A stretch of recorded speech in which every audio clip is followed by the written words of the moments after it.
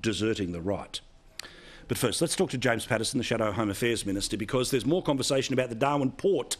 And I'm not talking about this just because we're heading to Darwin the next couple of days, but because is there a chance that the Chinese control of that port may well be coming to an end sometime soon? Let's talk to James Paterson now. Senator, lovely to see you, mate. Thank you for being so patient. I had a lot to say, including about Anthony. I won't ask you about what your plan is for him in a second, but I'll ask you about the port of Darwin. This thing seems to have been a sore that should have been dealt with a long time ago. Is it about to be dealt with, and what's your sense of what you can do to make sure it is dealt with? Paul, I really hope so, but forgive me for being a little bit cynical. I'm worried that it won't be. You might remember a couple of years ago in opposition, Anthony Albanese, as opposition leader, was highly critical of the sale of the Port of the Darwin, as was I. He was right to be critical. It should never have happened.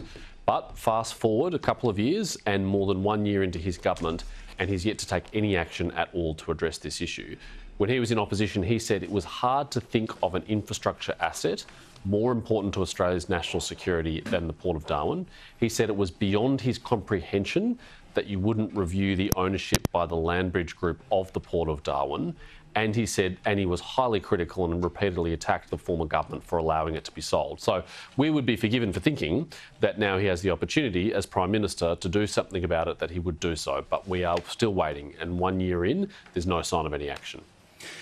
Again, we were going to have a COVID inquiry. We were going to reduce the cost of living, but surprise, surprise, that's all the stuff you just say to get the job rather than what you do with the job.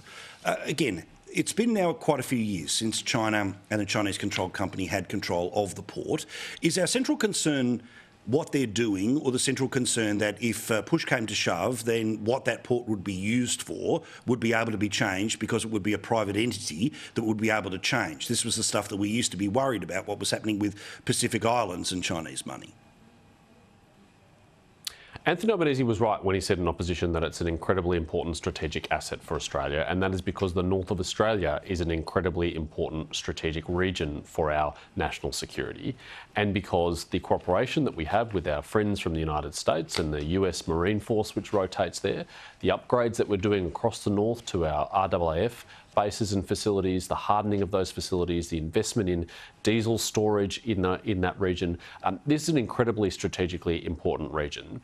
And I think it would be fair to say there'd be no other country in the world, certainly not China, which would allow a potential adversary to take a controlling stake in an asset which is needed to facilitate and support all of those very important national security infrastructure and entities in the north of Australia. So it should not be controlled by a company which has close links to the Chinese government. It should be controlled by Australians.